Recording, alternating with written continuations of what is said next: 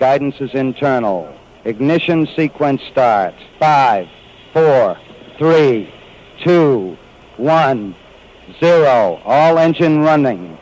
Liftoff. We have a liftoff.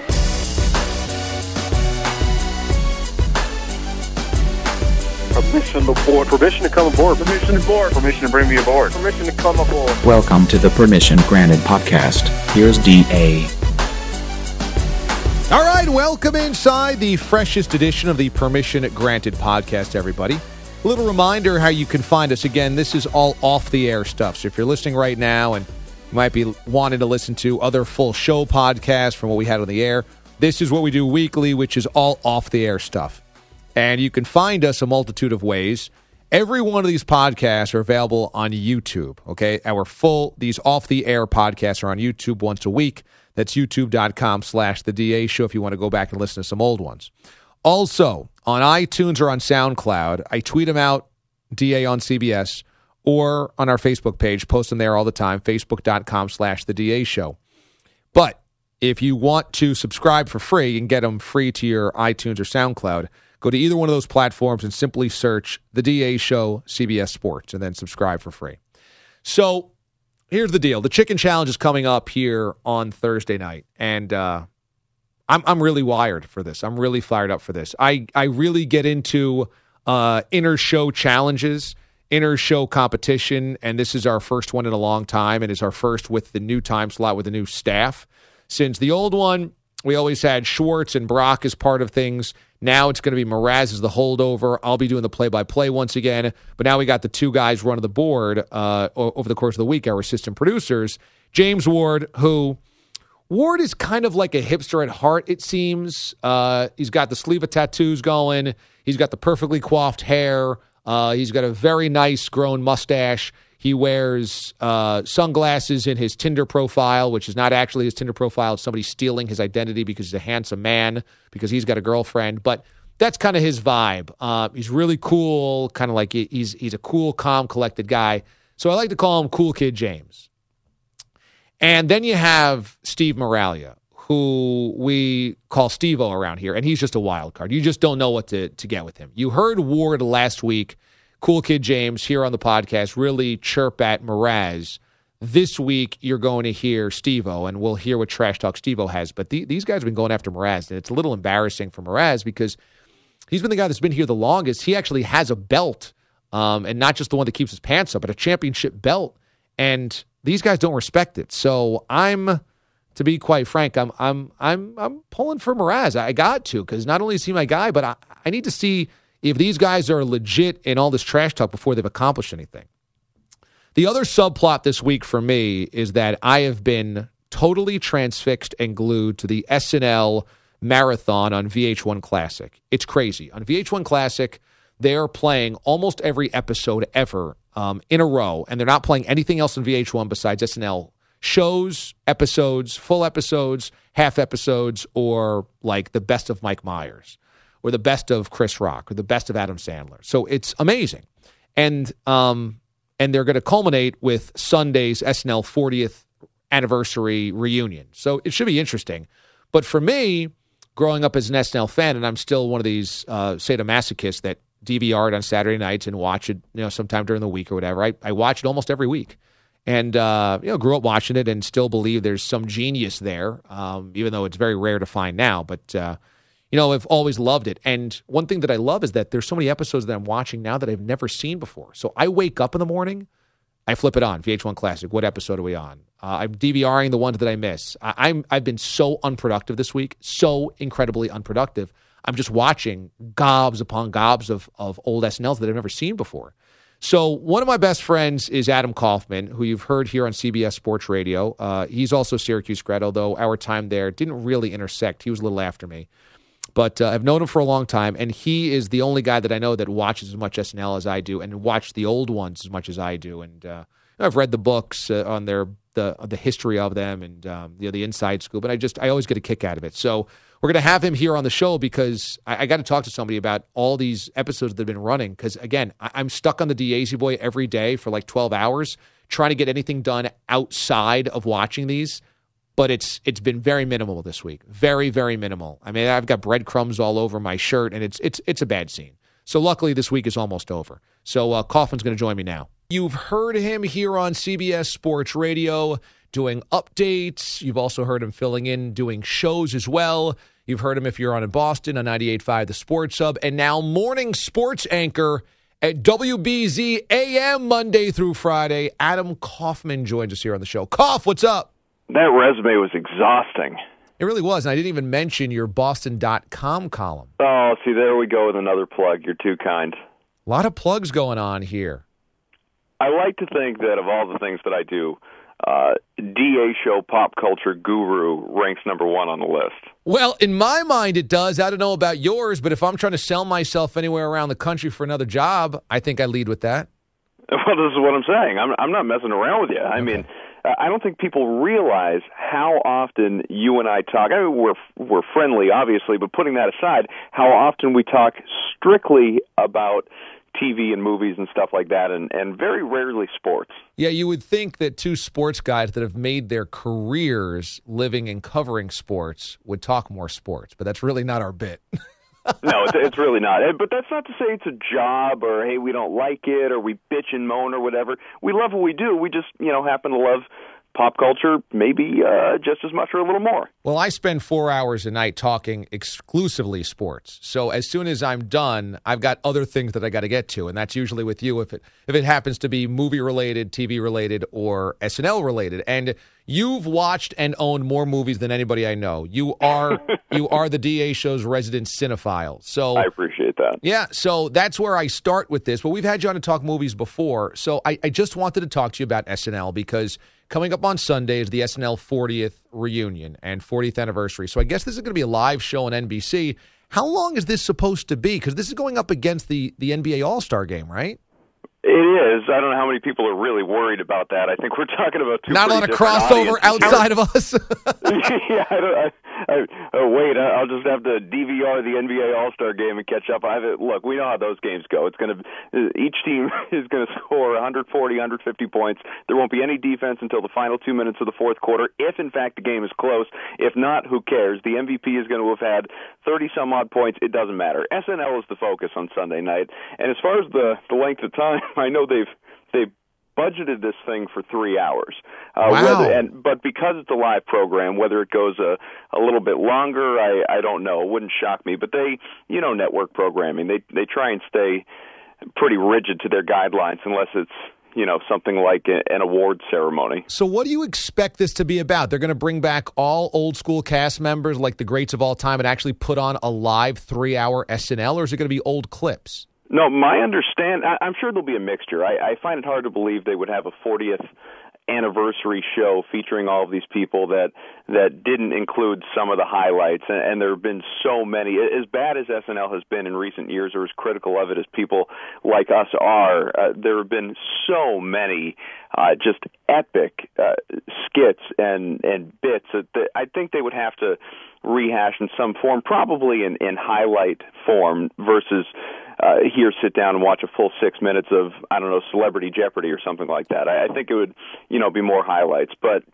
my expectation for this show, along with some of those montages from the past and showing people when they were younger and whatnot, would be sketches. I think we're going to see sketches that, feature Steve Martin and Adam Sandler and Bill Hader, in fresh one stuff. sketch, and then another one that has Tina Fey and Jane Curtin and whoever. I mean, Bill Murray. I think we could see some really fascinating programming, and one thing also to keep an eye on is, according to reports anyway, Eddie Murphy is going to be at this thing. Wow, which is the first thing he would have come back to have done with them since he left, right? Correct. He wasn't there in '99 when they did an anniversary 15 years ago. So he's really, even though he's not the biggest name coming back necessarily, because he had never been back, he's really kind of getting that headliner attention. Okay, so this is all good because I want to branch into Eddie right now because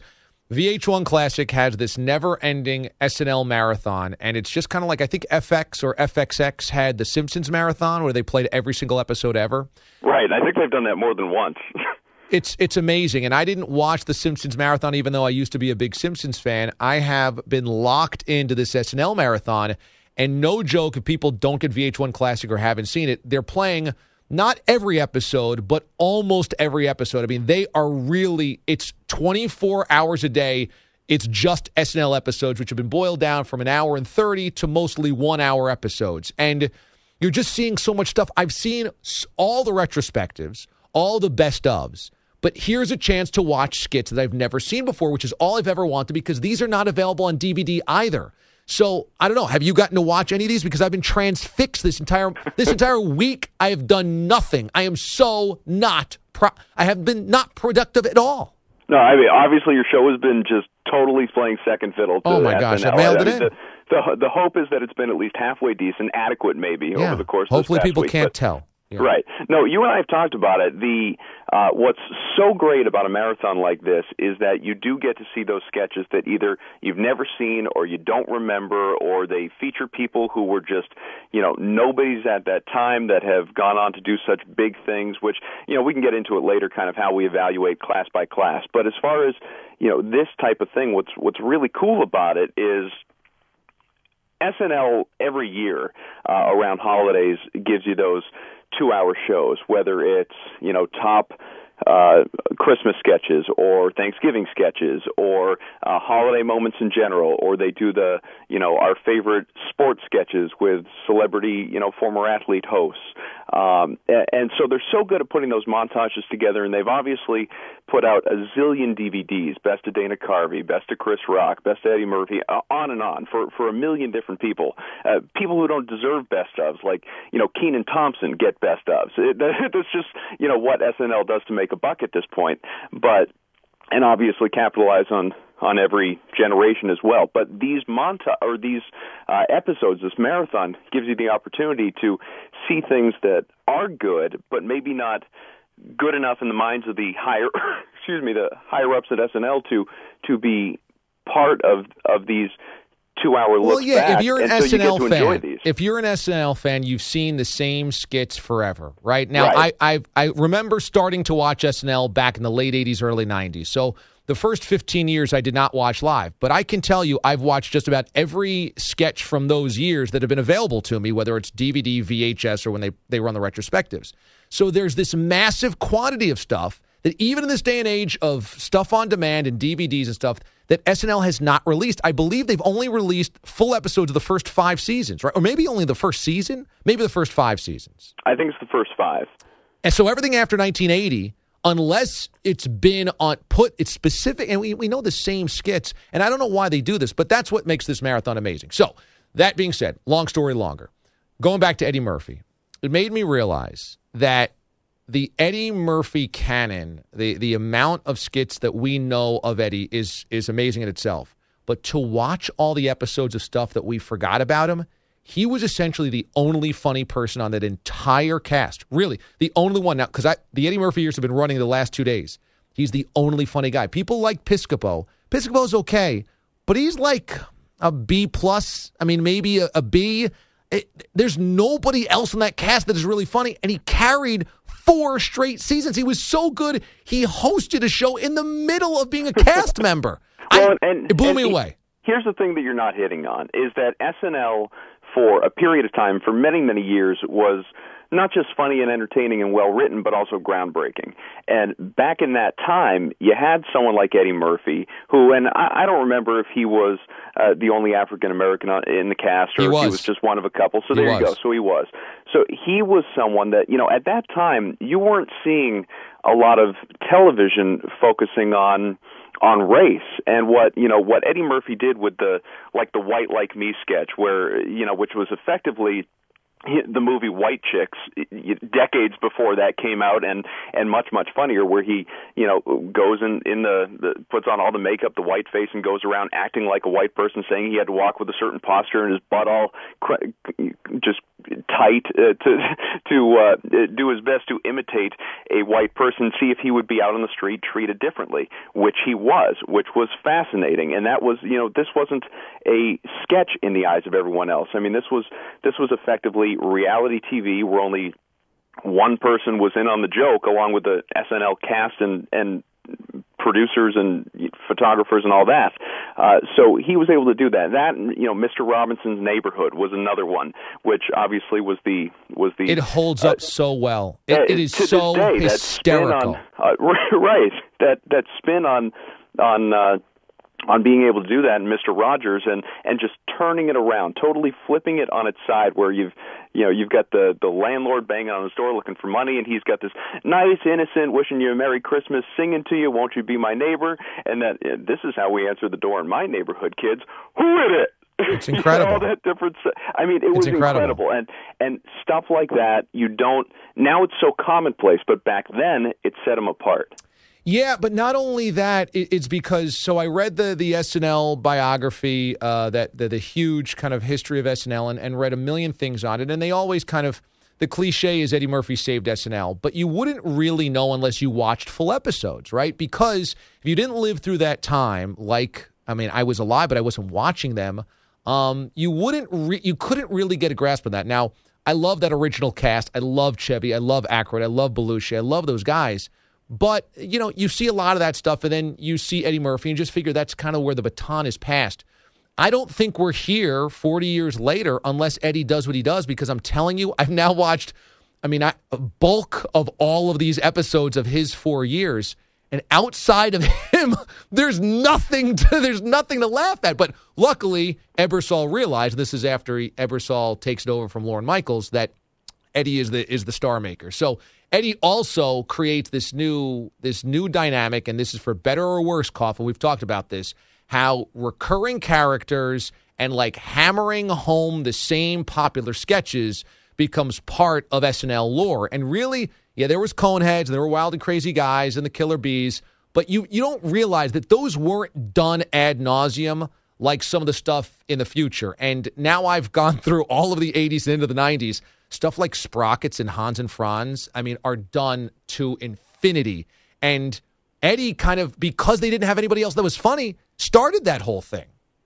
Yeah, I think there's a lot of truth to that. And I think the bigger problem with that today, and obviously, like you said, ad nauseum, it's increased over time, is that now, whether it's lack of originality, maybe the writers aren't as good as they once were, or time devotion, who the hell knows? But the recurring characters that they focus on just aren't as good as they once were. You didn't mind seeing Wayne's World all the time, or motivational speaker Matt Foley all the time, or the Celebrity Jeopardy with Daryl Hammond doing Sean Connery, or a million others, quite frankly, or even as recently as Kristen Wiig had some great characters. Bill Hader had a million great characters. Everybody loves Stefan. But some of the ones that they really lean on now, they're just not funny. And some of that is the cast, some of that is the writing, but I think a lot of it is that lack of originality and creativity. And, if we want to blame Eddie Murphy and that time period for that, then so be it. But without that sort of brand recognition, so to speak, I don't think SNL is doing what it's doing right now anyhow. It's not. It wouldn't have survived. It really would not have survived, because without Eddie, that cast was so bad, and there was the old, Saturday Night Dead headlines all over the place, and that would have been it. And it would have been done by the early 80s, and they would have had a nice 7 or 8 year run, but that would have been it. So we fast forward, and do you remember the first episode of SNL you watched? My first was maybe 89 or 90 when I was about 10 or 11 years old. And it was one of the Wayne's World sketches, and that really hooked me in. Do you remember the first SNL you watched? I don't remember the first episode, but it was we're about the same age, so it was most definitely that time period. And it whether it was with the Wayne's World guys, Mike Myers and Dana Carvey, Sandler was there, Norm Macdonald. I'll tell you, in talking about Norm Macdonald and really that cast, so many people don't realize, unless you've gone back, and read the bios and some of the history there, is so many people from that cast who have gone on such incredible stardom were fired. Guys that were canned from SNL that are making movies by the year and grossing billions of dollars at the box office are making just a killing, and were kicked off SNL because people didn't think they were funny or they clashed or whatever else. But as far as Norm Macdonald, circling back to your original question, what I remember most from my early days watching SNL was Weekend Update almost more than the sketches. And, Norm Macdonald, just to this day, will always be my favorite Weekend Update guy because of the dry humor and the sarcasm and the wit. And I know he was, that's another guy who was booted off the desk because people didn't like his flavor. But still, SNL caved and, years later brought him back as a host multiple times. And now he's going to be at this 40th anniversary. And it's interesting how things turn around. But as good as Chevy Chase was at the desk and setting the bar, that era, you and I are too young. We've only seen it on reruns and highlights and these marathons, but to grow up in that time period, it was, Norm Macdonald and some of those guys that I remember best. So I would still, even for the guys I didn't watch live, I would still rank them because this is not my personal experience. Now I've watched so much SNL that I wouldn't rank anything just based on if I saw that live or not. But with that being said, having now watched so much of these full episodes and so many skits that I had never seen before, it is very readily apparent, and this is something that Lorne always talks about, that your favorite cast is the first cast, the cast that you grew up with, the first cast that you watched. Sure. So maybe I'm guilty of this, but I really believe, I'm going back and I'm trying to look at this unbiasedly. I really believe the cast from 91 through 93 or 90 through 92 is by far the best cast, simply because all of the hit makers are the middle of your order, or they're all Hall of Famers in terms of SNL Hall of Famers. In those years, you're relying on your full-time cast members. You're relying on Hartman, Nealon, Sandler, who else am I forgetting here? Farley, and Spade. And so Spade and Rock and Schneider are featured guys. Right. So you've got all of those guys that are your main hitters, and Lovitz might still be around at that point. Yeah, Lovitz is still in there as well. I mean, you're talking about some of the funniest guys ever. Oh, and of course, Carvey and Myers. So Carvey, Myers, Farley, Sandler, Nealon, Lovitz are your main and Hartman are your go-to guys. It's an embarrassment of riches, isn't it? Those 6 or 7 guys are in basically every sketch. And then to just get some playing time is like Chris Rock, Schneider, and Sandler and Spade just trying to break in. It's unfathomable how many of those sketches are really funny that you've never seen before. No, it's so true, and what that era was able to do politically too. You look at obviously Dana Carvey and doing George Bush, and you had Phil Hartman doing Clinton before other people were doing Clinton, and some of the debates and on. That was really a groundbreaking moment within the show and within that era that these guys were so good at. But it's always interesting to me. We've talked about it before, how I think that you don't tend to really appreciate a class in SNL until after it's gone or after several members have left. And in the moment, you look at it and say, well, this class is okay. It's not very good. It's almost like you reevaluate them once they've gone on to do whatever they've done after SNL, which speaks to what you're talking about with these guys. I think going back to that time period, we liked SNL clearly, and it was funny, and you had a lot of star power. But at the time, we couldn't begin to realize how much star power, and so you take it for granted. Yeah, I think you do, and I think also what this marathon shows is that if you really wanted to grade out like a great sports team, you couldn't just do it on highlights, because that's the best of their best. You have to grade it out on their like if it's a basketball team, it's the 72 win Bulls. You've got to grade them out on a December night against, like, the Milwaukee Bucks. It can't just be the NBA Finals, and that's why that cast is amazing. And I think it would make the original cast second place because so many of their sketches are really funny as well that you never really see played in rotation.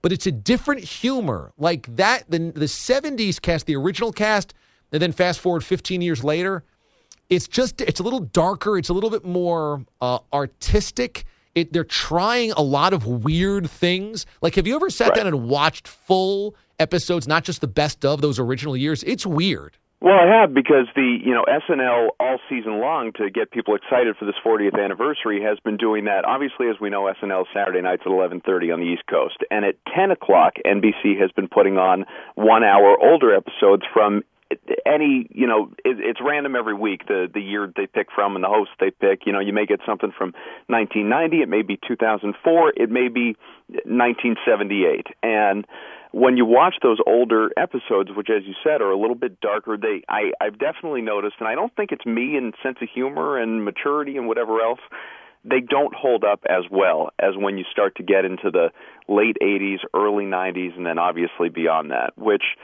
is a clear reason for why it's hard to put them first. Your favorite host? Oh, goodness. Baldwin's done it the most, I think. Yeah, Baldwin's done it 16 times. He's right up there with, obviously, Tom Hanks and Steve Martin. I think Hanks is my favorite host. I think. Yeah, now I'm watching a bunch of the Hanks from the mid to late 80s, like some forgotten episodes of the 85 season, the 87 season that I've seen this week. Hanks, he always, every single one of those sketches is pretty damn funny. Not everyone, but almost all those episodes that he's in, pretty damn funny. Yeah, I was going to say either Hanks or Steve Martin. I'm almost inclined to say Steve Martin because, similar to Hanks, genuinely funny and just brings it every sketch. And there's a when you're a comedian, which obviously so many people who host SNL are not. They're dramatic actors, they're musicians, they're athletes, when you have a comedian hosting, and not a stand-up comedian necessarily, but someone who's also familiar with sketch, and clearly Steve Martin had that background with SNL before he even hosted the show as many times as he has, was someone that, and Hanks had the ability to, even though he was never a cast member, you could tell that these guys can sense when a sketch is not going well, and had the ability to kind of turn it around, improvise, ad-lib, and just go off the cuff and improv with whoever else was in the sketch with them better than so many other people that have been able to do it in recent generations.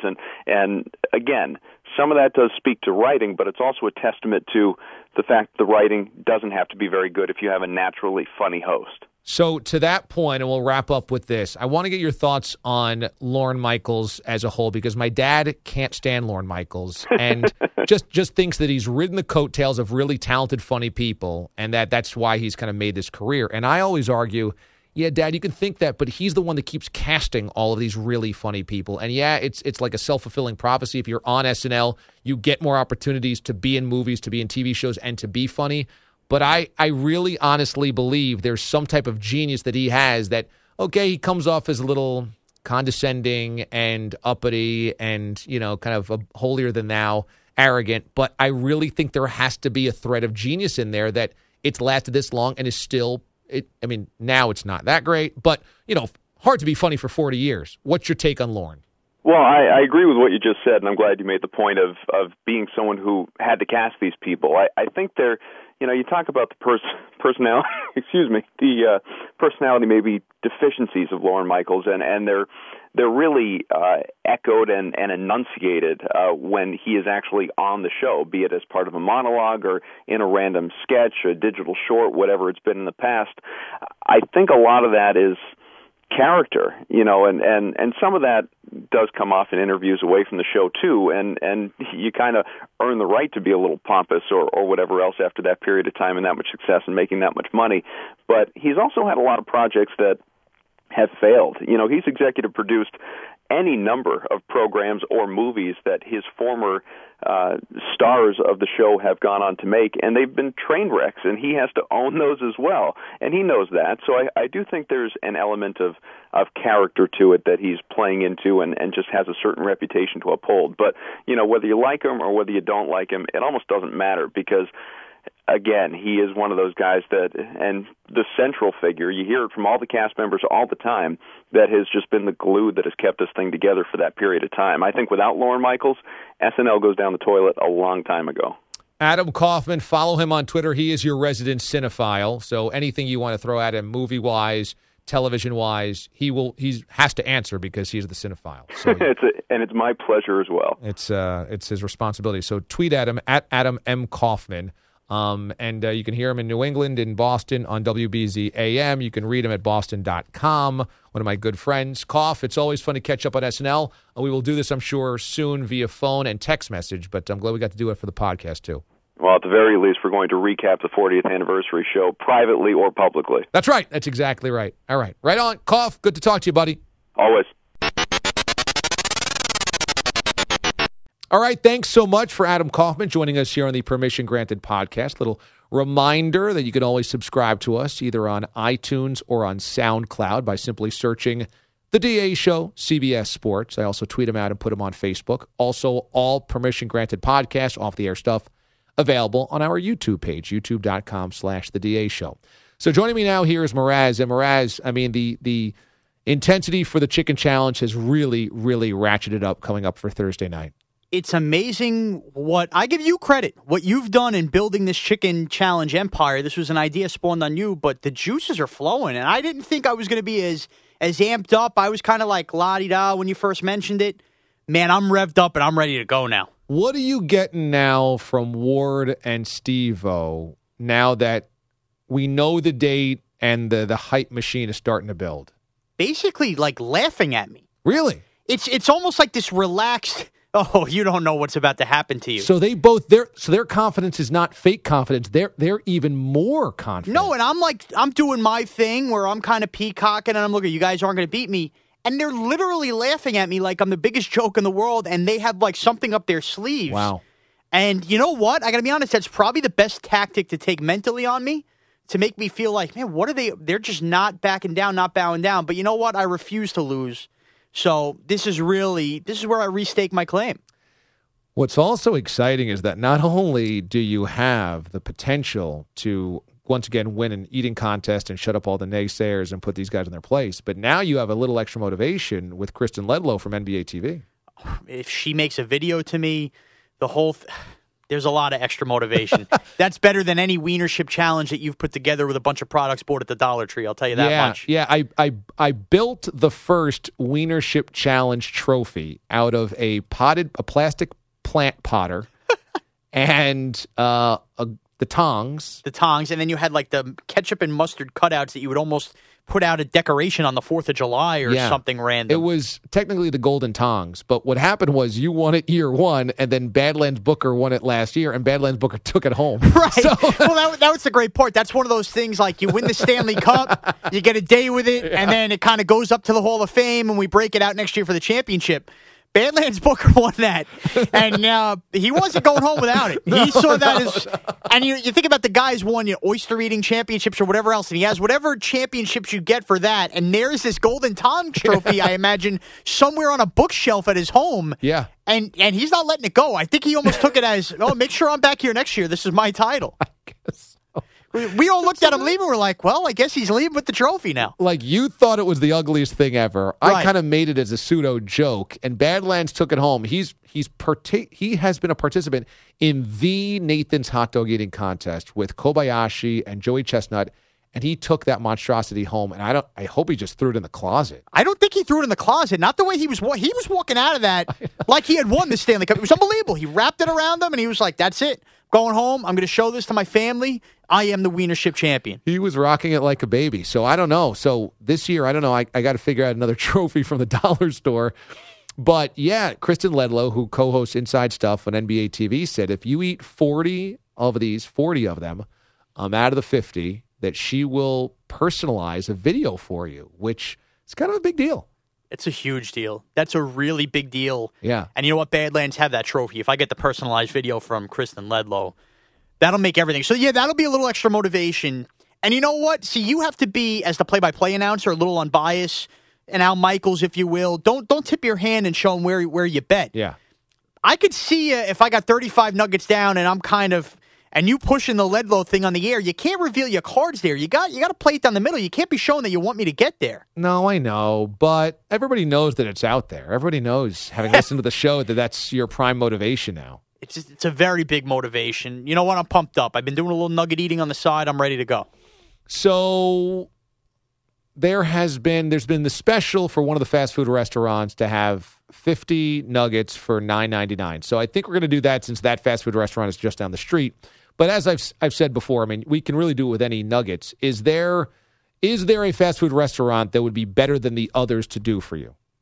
Yeah, I think McDonald's would be the best. McDonald's would be your best possible possible nugget. Yeah, because their breading's a little different. I feel like Wendy's A little goes crispier. Yeah, and Wendy's goes with exactly. Wendy's breading almost like can come off a nugget. Yeah. So you want that. That feels like that's extra to get down. Like breadcrumbs, really, on. Yeah, and McDonald's isn't breadcrumbs. Right. I don't know what that is. I don't know what exactly. I don't know what it is. It's more tightly pressed. It's easier to get down. The Wendy's ones, every time I eat those, I think there's something to burning something in the chicken. I get major heartburn where I would need an emergency Pop-Tart and I wouldn't make it to 50. And I would actually then have health concerns.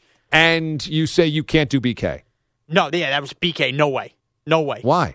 It's just, for as big and heavy set as I've been throughout my life. And you love fast food. There came a point in time a couple years ago where I had to hang up my BK crown and say, I can't do it anymore. I just can't. I had a similar episode where it takes me a whole day to recover. It's like I drank the night before I have one meal from Burger King. I can't do it anymore. What's going to be your sauce of choice here? I'm a big barbecue guy. Okay. I'll sprinkle in the sweet and sour. I'll sprinkle in a little honey mustard and some ketchup just to change the palate. It's a go-to move, but the barbecue will be the primary sauce. Will you bring your own sauce from home?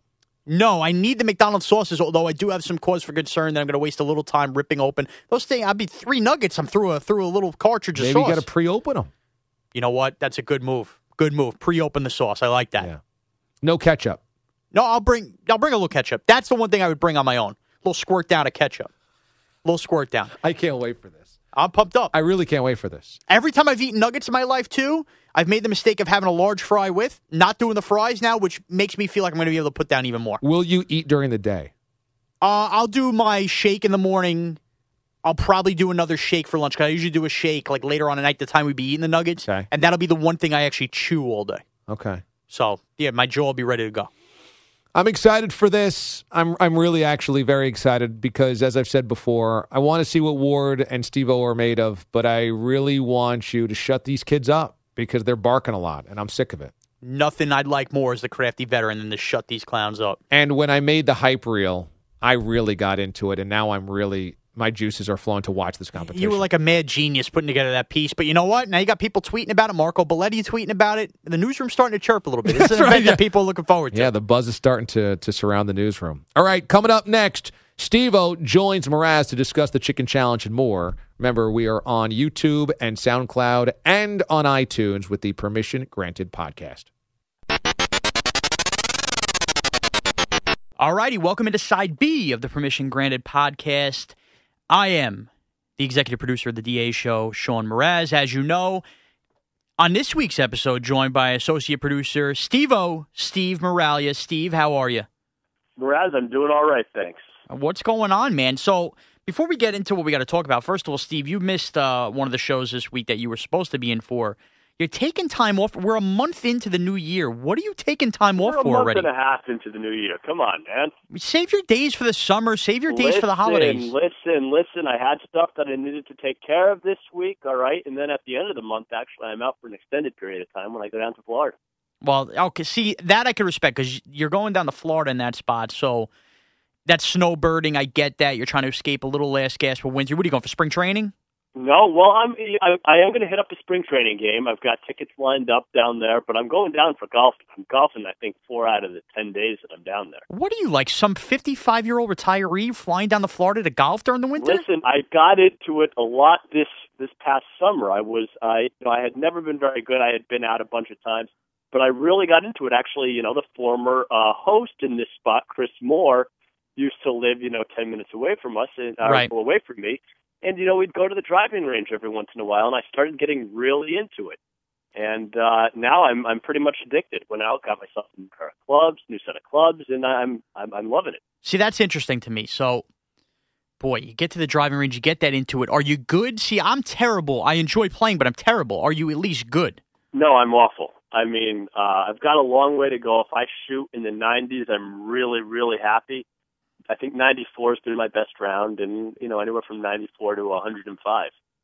Interesting. That's fair. Now, do you play anything else competitively? Because I know, there's a lot of guys that do the beer league softball, that do the flag football, the soccer, and then when they get to a certain age, they stop. They don't want to get beat up anymore, and they'll go out and their hobby would be playing golf on Sunday mornings, and that's usually, you get the 40 over, that kind of thing happens. Obviously, Golf is a generational game, but are you playing anything else, or are you settled in now? Golf is going to be your competitive instincts the rest of your life? Well, I played baseball in college, as you know. Right. And Which I still want to see some kind of proof of this, but go on. All right, well, you just Google my name. There's a couple pictures floating around there. Google my name. Okay. Googleize me. Yeah, do that. Well, I play in a beer league softball league here in Westchester County. It's just a bunch of old guys, and we go out and we drink. It's on Thursday nights in the summertime. Okay. It's not ultra competitive. Some people take it real serious. I kind of laugh at them for doing that. I don't. And last year I actually pulled my hamstring really badly rounding second base. Photos are awful. Maybe I'll send it to you. You can put it up on the website. No, you're ridiculous. Well, I'm glad you mentioned that you don't take it too seriously. Not at all. And that you laugh at people that do. There's something very serious coming up on the DA show called the Chicken Challenge that DA, boy, really can't wait to sink his teeth into. This week on the show we played a promo for it. With some really dramatic music behind it. And DA really has the juices flowing for this contest. And you know what? I got my juices flowing too, and I'm looking to take you guys down. Now, you laugh at the people that take beer league softball serious. Are you going to be laughing at us for taking a chicken challenge serious, or are you all in on this, Steve-O? Yeah, believe it or not, this is the first competitive eat contest I've ever been a part of. Normally, I find it extremely disrespectful to food. It's really against my morals, to be honest with you. But you know what? I think I need to humiliate you. James and I, you know what? I don't care where I finish as long as I finish above you. Okay. Now, there's a couple things. Whether that's first or whether that's second, I'm hoping that Ward and I can just take you down.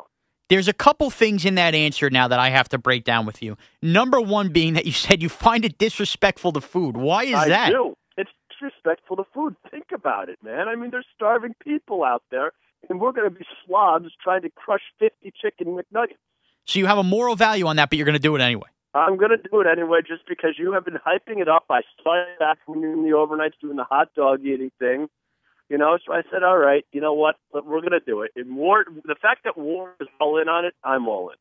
Okay, so Ward being all in makes you all in. Yep. Now, when we did the hot dog eating contest, Steve-O, back in the day, there was always a lot of eyebrows that got raised around the newsroom. You were working an earlier time slot. You would see us here and there. What was your initial opinion, in all honesty now, never knowing that you would end up working on the show, of us doing those contests?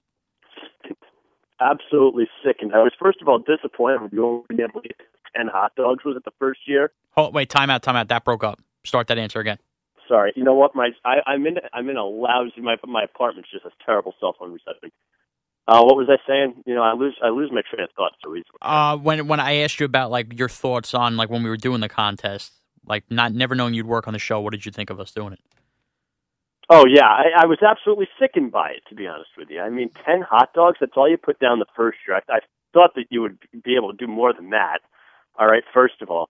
Second of all, it's just, we watch these guys at Coney Island putting down 60 or 70 hot dogs. It's really, it's disrespectful of food. First of all, you're not even enjoying it.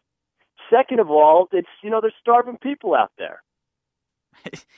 Again, with the starving people, you are enjoying it, Steve. And by the way, that just goes to tell me. How much can you really enjoy shoving 50 nuggets down your... the one thing that J-Dubs and I are really, really concerned with is the fact that you might swallow the nuggets whole. There's a chance I could swallow some nuggets whole. They're small enough that I could fit them down my throat.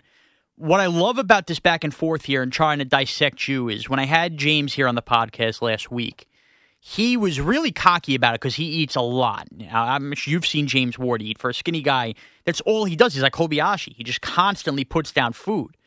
You here, I think you strike me as a guy now who's arrogant and doesn't know what he's getting himself into. You make fun of me for only eating 10, and you're saying this, that, and you've never competitively eat. You're going to freeze like a deer in headlights here, Steve. I got to be honest with you. I don't know, man. I think that I can do it. I eat.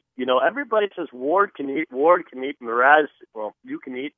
We know that. I mean, just look at you. You need to eat like this. You need to eat like this. But I don't know. I think that I could be the dark horse here. I could be the person that comes from behind and just shocks everybody. Now, you're okay with the fact that you're definitely the underdog of the three of us. I'm 1,000% the underdog, but I think that, you know what? When it's all said and done, I'm going to pull an upset here. Ward is a very slow eater. Like I said, you might swallow the nuggets whole, but I think I can come from behind here and really at least place. At least place, so not finishing third is what you mean by that. Correct. Because in a horse race, top 3 place, and we already have 3 people going. Correct. No, the top 3 show.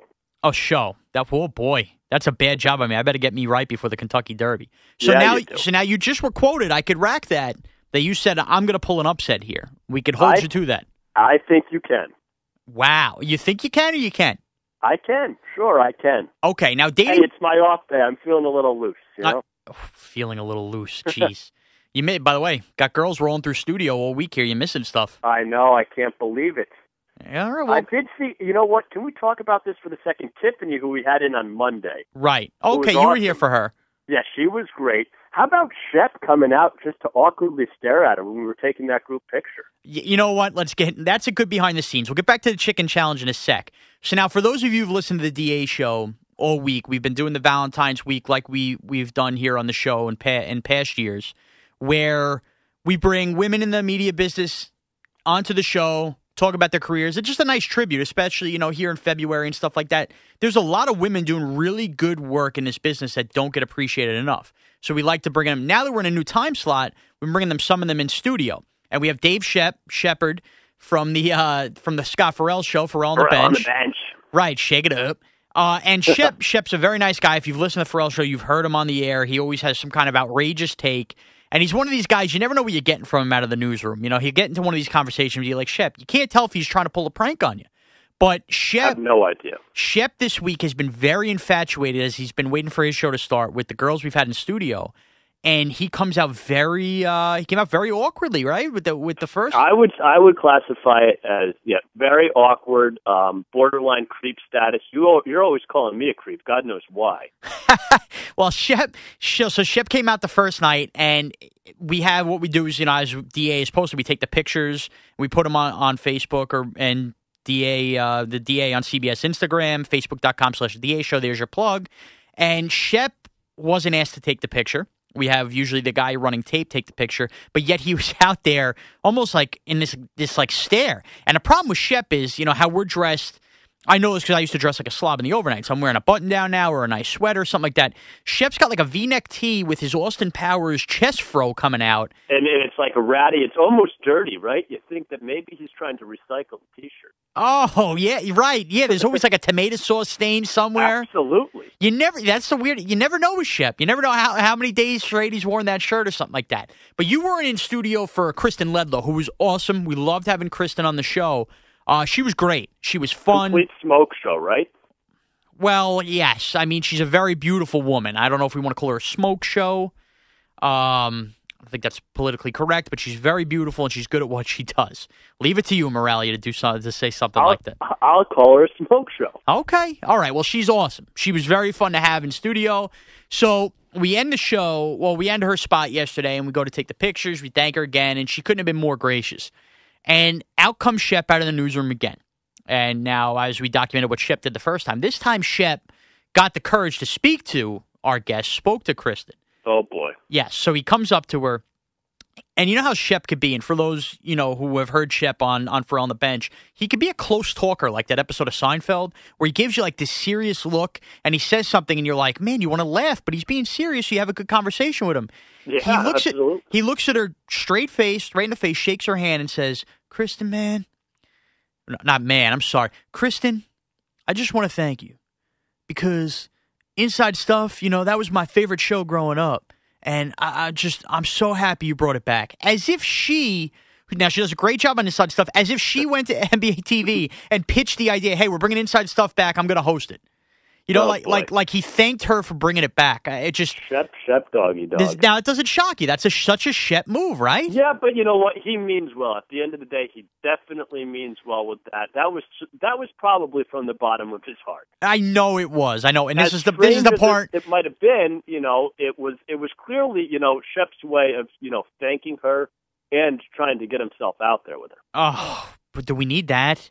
But then, by the way, this is the thing where we bust each other's chops for anybody who works at CBS Sports Radio, and don't think we're just pranking on Shep because Shep would do the same. That's the way we are here at CBS I would Sports say Radio. that I get it pretty good myself. Oh, of course, we all get it good, but this is our way of glossing over and go, and we like Shep. You ever notice that? You always do that kind of thing. Oh, absolutely. Yeah, so Shep is just, he's a piece of work. But I wanted to get back to the chicken challenge now as we come full circle here. You had mentioned earlier in your first answer when I asked you about the chicken challenge that you, as you mentioned later on, you're going to upset. But you also said that you don't care if you finish in first, if you finish in second, as long as you beat me. And that almost like you would team up with James. What do you think? This is some kind of NASCAR move where you pull the slingshot and you box me in as the leader and let James take off? Would you take a dive just to do something to me during that contest to make me falter and have James jump ahead? Like, I think that's a little illegal to work in team. Well, I don't know what I could do to make it illegal. I mean, I'm not going to punch you in the gut. Well, let's hope not. But, it could be like the movie Basketball. Maybe you come up with some kind of distraction. I could. Maybe I knock your nuggets on the floor. Yeah, make you eat something that's on that filthy floor. Yeah, but you know I'd eat that anyway. Oh, I know. You probably have. Have you ever dropped a piece of food in the newsroom or in studio or in the control room and picked it up off the ground and put it in your mouth? 100%. And you know how I can answer? That is absolute filth right there. I'm sorry, that is disgusting. Those floors, they vacuumed once, I think, in the 2 years and change that we've been there. You know how I could tell you I know that I've done that? Because about 15 minutes ago, before we recorded this podcast, I had some goldfish, Pepperidge Farm goldfish, and I dropped one on the floor, bent down quickly, picked it up, and ate it. But we got a 5-second rule. Are you kidding me? No, and it was so stupid, too, because, it's not like I dropped... You got 1,000 goldfish in this bag. The one thing it's a centimeter big. I mean, what are you doing? That's filth. I don't know. I guess Chubbo Nation is proud, but I'm just disgusted. You're 100% right, Steve, because that's the funny part, right? Is if I had dinner and let's say I had like a burger and fries, something like that, and I just dropped the whole burger on the floor and I used the 5-second rule and I picked it up, it's almost understandable. It's like, well, man, he just spent, $15 on dinner. I understand he drops that. What's he going to do? But it was literally a goldfish, and as you said, there's 1,000 of them in the bag. What am I doing? I don't know. I don't know what you're doing. And listen, the 5-second rule that applies in most places. It's like a second rule at CBS Sports Radio because, like I said, the stains on that carpet, God knows what has happened on that. Well, it's a good point, and for those who don't know, you might have even noticed this in the background of some newsroom pictures. If you go to DA's Instagram at DA on CBS, you go to our Facebook page, facebook.com/The DA Show. Look back, perfect example, go to the 30 jerseys, 30 nights, which if you didn't follow the show a couple years ago, is when I wore 30 different jerseys, 30 different Giant jerseys. Yeah, but I mean, if you look at the pictures, and this 100%. Is how I know, because if you look at the pictures then, right, from when you were doing it, the floor was almost brand new. Right, which is crazy. CBS Sports Radio isn't that new. Absolute disgust. I mean, it's awful. Yeah, we started January 1st, 2013. So now we're more than 2 years. We're going to be approaching 2.5 years open. And the newsroom out there, I don't even know what is that? Is it just from people walking the streets of the city and then walking on the rug? Like, what is that all over the rug? I mean, it's awful. I don't know. They should have picked a different color scheme to go in there, maybe a darker carpet. But so now you're an interior decorator. The light gray just doesn't work for a bunch of, a male, like you said, it's Valentine's week, a male-dominated industry to people 24/7 walking into the place. It's just, I don't know. We got to talk to Spitz, see if he can do something about that. Yeah, I don't know if something will be done about it, but you're right. It's disgusting, and I just ate a goldfish off of that floor. So that's gross. I can't be the only one that's eating something off that floor, though. I have never, and I will never. So if we have to do the chicken challenge here and eat the nuggets off the floor, you ain't doing it. I'm not. The nugget will go down. I'm sorry. Wow. Okay. Well, now we know how we could defeat Steve. Drop all 50 of his nuggets down on the newsroom floor, and we'll know he'll finish in last. And I guarantee myself at least a top 2 finish. Yes, you would. I think that there's going to be an upset. I think that the leader of Chubbo Nation is going down. Okay. You know what? Talk is cheap. Play the game, Steve. The dictator will be dethroned. Okay. All right. Listen. Now what happens? Let's talk about this. What happens if you are to be defeated? What will happen as the dictator? Will you resign? Will you just be ashamed of yourself? No, first of all, I never get ashamed of myself. Second of all, I'm not resigning. Unless there's like an overthrow of all my peasants and merchants and they all say, no, we want Steve, we want James, and I'm forced out. Well, let's face it, they'll never want me in. Because you hate them. Well, I don't hate anybody, but no, you hate fat people. I don't hate fat people. You think they're lazy? Get on the treadmill. Okay. Well, maybe James. Maybe James would be like the skinny leader of Chubbo Nation. It ain't going to happen. I'm not even going to entertain these thoughts because I'm not losing anyway. So that this whole conversation is pointless. All right. Well, we'll see. Like I told you, I was at Buffalo Wild Wings a week ago. I had 20 of the big boneless wings. Well, first of all, 20 of them. That's like 40 nuggets, dude. Take it from a Buffalo Wild Wings guy. Number one, don't fool the audience and tell me you had 20 of the big boneless wings. They only offer one size boneless wing. Are they bigger? Yes, but it's not like you could order 20 little boneless wings. But they're bigger than a nugget, is what I'm saying. They're definitely bigger than a chicken nugget. But it's probably 2 nuggets. Would you agree? Probably 1.5 nuggets. Probably 1.5. Because you're only getting a frying on the outside of the one wing where you got 2 fryings on the outside of 2 nuggets. I don't know. All right. Well, listen. Talk is cheap, play the game. We are a week away from the chicken challenge, and we're going to wrap up this podcast right here. And there you have it. Steve-O thinks thinks there's an upset happening, thinks Chubbo Nation's going down. He's totally out of his mind. Steve, thank you for the banter. Thank you for the talk. You better get your jaw strength up, and we're going to see you next week. All right, Mraz. Thanks for having me. All right. That'll do it for this edition of the Permission Granted podcast. You can follow me on Twitter at MrazCBS. That's MrazCBS. Check out us on YouTube, youtube.com/The DA Show, SoundCloud, iTunes. Listen, we're everywhere now. Anywhere you turn online, we are there. So check us out there. Thank you for listening. Get ready for the chicken challenge. Get behind your dictator. Let's go.